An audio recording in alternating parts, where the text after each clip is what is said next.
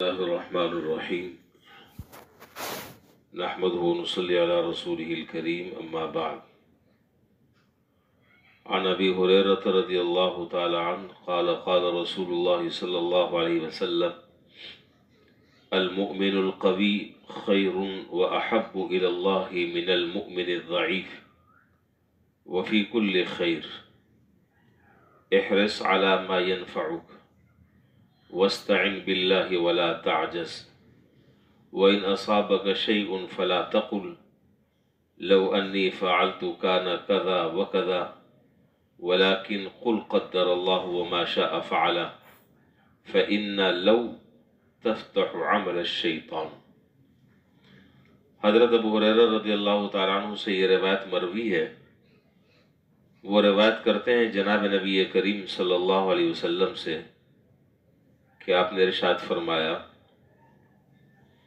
طاقتور مومن بہتر ہے اور اللہ تعالیٰ کو زیادہ محبوب ہے کمزور مومن سے۔ طاقتور مومن بہتر ہے اور اللہ تعالیٰ کو زیادہ محبوب ہے کمزور مومن سے، اور خیر اور خوبی تو سبھی میں ہے۔ پھر فرمایا جو امور تمہارے لیے مفید اور کارآمد ہیں ان پر عمل کرنے کی حرص اور کوشش کیا کرو، اور اللہ تعالیٰ سے مدد طلب کیا کرو۔ ناکارہ بن کر مت پڑے رہو، جو کچھ بن پڑے اسے کر گزرو، اور اگر کوئی مصیبت پیش آ جائے تو یوں مت کہو کہ اگر میں فلاں تدبیر اختیار کر لیتا تو ایسا ہو جاتا، اور یوں کر لیتا تو یوں ہو جاتا، بلکہ یوں کہا کرو کہ یہ تقدیر تو اللہ کی طرف سے، اسے کون بدل سکتا ہے، جو اللہ نے چاہا وہی کیا۔ اس لیے کہ حدیث کا آخری جملہ فرمایا کہ اس لیے کہ یہ جو اگر کا لفظ ہے یہ شیطان کی کارگزاری کا راستہ کھولتا ہے، یہ شیطان کے لیے عمل کا دروازہ کھولتا ہے، اگر مگر یہ نہیں۔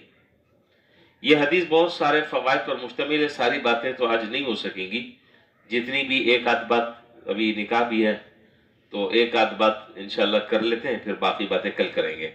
سب سے پہلی بات یہاں اس حدیث میں جناب نبی کریم صلی اللہ علیہ وسلم نے ارشاد فرمائی کہ المؤمن القوی خیر واحب الی اللہ من المؤمن الضعیف۔ قوی طاقتور مومن وہ اللہ تعالیٰ کو زیادہ محبوب ہے کمزور مومن سے۔ مقصد کوئی مقابلہ کرانا نہیں ہے، کوئی دو پہلوان ہیں ان کی کشتی کرانا نہیں ہے کہ بھائی یہ پہلوان ہے تو اس کا نمبر، یہ نمبر 1 اور یہ نمبر 2، ایسا نہیں ہے۔ اس کی وجہ بہت واضح سی ہے کہ جو قوی مومن ہوگا، طاقتور مومن ہوگا، وہ اللہ تعالیٰ کی اطاعت میں اور عبادت میں اتنا ہی زیادہ چست ہوگا، اور جو جتنا زیادہ کمزور ہوگا، سست ہوگا، ڈھیلا ہوگا، وہ کامچور ہوگا، وہ اس مجاہدے کے ساتھ عبادت نہیں کر سکے گا جس مجاہدے کے ساتھ عبادت قوی آدمی کر سکتا ہے۔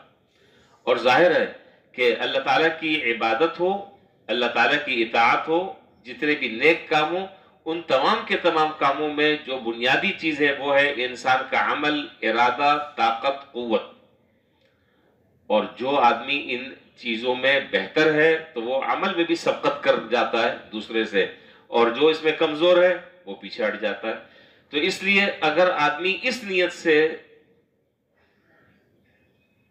طاقت اپنی بناتا ہے، یا کوئی ورزش کرتا ہے، یا بھاگ دوڑ کرتا ہے، یا کوئی اس طرح کا کام کرتا ہے جس سے اس کے اندر چستی پیدا ہو جائے اور اس کے اندر پھرتی آ جائے اور وہ ایکٹیو رہے، تو شریعت میں اس حدیث سے معلوم ہوا کہ اس پر بھی اللہ تعالیٰ اجر اور ثواب عطا فرمائیں گے، بشرطے کہ نیت صحیح ہو۔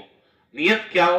نیت یہ ہو کہ جتنا میں زیادہ ایکٹیو رہوں گا، جتنا میں زیادہ ٹھیک ٹھاک طریقے سے چلوں گا، پھروں گا، آؤں گا، جاؤں گا، اتنا زیادہ اللہ تعالیٰ کی عبادت میں، نمازوں میں، دین کے دوسرے کاموں میں اتنا ہی زیادہ میں سب سے آگے رہوں گا۔ تو یہ چلنا، یہ پھرنا، یہ بھاگ دوڑ کرنا، یہ محنت مشقت اٹھانا، یہ مجاہدہ اور ریاضت کرنا، اسی کو آپ جم میں بھی لے لیں. آج کل تو وہ بھاگنے دوڑنے کا تو وہ رواج ہے ہی نہیں. آج کل تو رواج جو ہے وہ جم کا ہے. چلو اچھی بات ہے. اگر کوئی آدمی جم جاتا ہے اور اس نیت سے جاتا ہے کہ میں دراصل ایکٹیو رہوں اور میں نمازوں میں اور دوسری طاعات میں اور نیک کاموں میں چست رہوں، تو اللہ نے چاہے انشاءاللہ اس پر بھی اجر اور ثواب ملے گا. اور اللہ کے ہاں یہ بھی عبادت ہے. کیوں؟ اس لیے کہ یہ ایک طاعت اور عبادت کو ادا کرنے میں یہ چیز معین ثابت ہو رہی ہے، مددگار ثابت ہو رہی ہے. لہذا یہ بہتر ہے قوی آدمی کمزور آدمی کے مقابلے میں. دوسری بات یہاں اچھا آگے فرمایا کہ وفی کل خیر، بھلائی تو سبھی میں. اب کمزور آدمی ظاہر ہے کہ وہ بھی تو عمل کر رہا ہے، وہ بھی تو نمازیں پڑھ رہا ہے، وہ بھی تو نیک کام کر رہا ہے، وہ بھی تو طاعت اور عبادات میں اپنا وقت لگا رہا ہے، لیکن وہ پھرتی نہیں ہے جو پھرتی ایک ایکٹیو آدمی میں. تو خیر تو دونوں کے اندر ہے، اس میں بھی ہے اس میں بھی ہے. اب ایک آدمی ہے وہ کھاتا تو ٹھیک ٹھاک ہے، جسم کو نہیں لگتا، اب کیا کرے؟ یہ الگ مسئلہ ہے. اچھا جی، آگے حدیث میں فرمایا کہ احرص علی ما ينفعک واستعن باللہ ولا تعجز. بس میں اب اتنی سی بات کی میں تشریح کر رہا ہوں، باقی جو اگلا پیراگراف ہے وہ کل انشاءاللہ زندگی رہی تو کل پڑھیں گے. یہاں اگلے جملے میں حدیث میں فرمایا جناب نبی کریم صلی اللہ علیہ وسلم نے ویسے تو حرص کرنے سے منع فرمایا. حرص آپ جانتے ہیں، دولت میں حرص، مال میں حرص. بعض لوگ عزت کے بھوکے ہوتے ہیں، عزت میں حرص. فلاں آدمی کی لوگ اتنی عزت کرتے ہیں، مجھے تو کوئی لفٹ ہی نہیں کراتا، مجھے تو کوئی دیکھتا ہی نہیں ہے.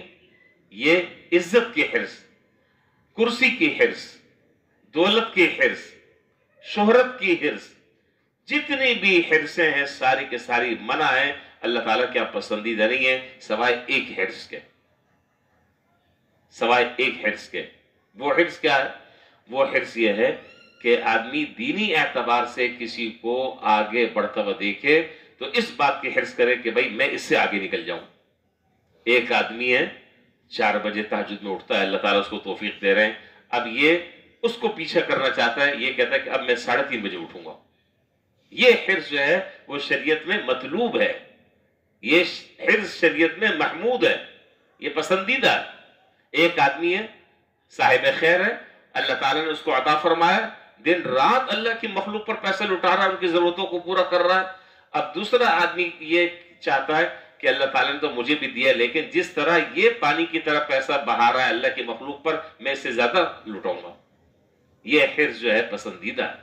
یہ ایک دوسرے سے آگے سبقت کرنے کا جو جذبہ ہے یہ قابل تقلید ہے، قابل تحسین ہے، اس کی حوصلہ افزائی فرمائی گئی. اچھا، اس میں بس اوقات ایک معاملہ پیش آتا ہے. اگلا جو حدیث کا جو جز ہے اس میں اس بات کو بیان کر دیا. معاملہ یہ پیش آتا ہے کہ اب ایک آدمی عبادت میں، طاعات میں، روزوں میں، نفلی نمازوں میں آگے بڑھ گیا. اب دوسرے آدمی کے دل میں خیال پیدا ہوا کہ بھائی میں بھی یہ کام شروع کر دیتا ہوں، اس کو میں پیچھے کر دوں گا.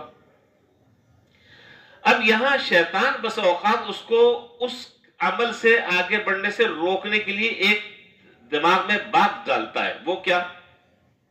بھائی میں تو کمزور آدمی ہوں، میں کیا کر سکتا ہوں، یہ تو بڑے آدمی ہیں، بڑے آدمی ہیں، ان کے تو بڑے مجاہدے ہیں، میں تو بہت کمزور ہوں. حدیث نے فرمایا ہے کہ ولا تعجز، دیکھو ہمت مت ہارو، ہمت مت ہارو، کوشش کرو آگے بڑھنے کی. وہ بھی تمہاری طرح کا انسان ہے، جب وہ آگے بڑھ گیا ہے تو تم طاعات میں اور عبادات میں اور نیکی میں تم اس کو پیچھے کر سکتے ہو. یہاں ہاتھ پہ ہاتھ رکھ کر بیٹھ جانا اور صرف یہ کہنا کہ نہیں جی یہ تو بڑے لوگوں کا کام ہے مجاہدہ کرنا، میں تو بڑا کمزور آدمی ہوں، مجھ سے تو یہ نہیں ہوتا. شریعت اس چیز کو پسندیدہ نگاہ سے نہیں دیکھتی، اس کی حوصلہ شکنی کرتی ہے. جب تم نے آگے بڑھنے کا ارادہ کر لیا، اب آگے بڑھو اور اللہ سے مدد مانگو، اللہ تعالیٰ سے دعا مانگو کہ یا اللہ میں اتنا کر سکتا تھا، آگے کرانا آپ کی ذمہ داری ہے، آپ کا کام ہے.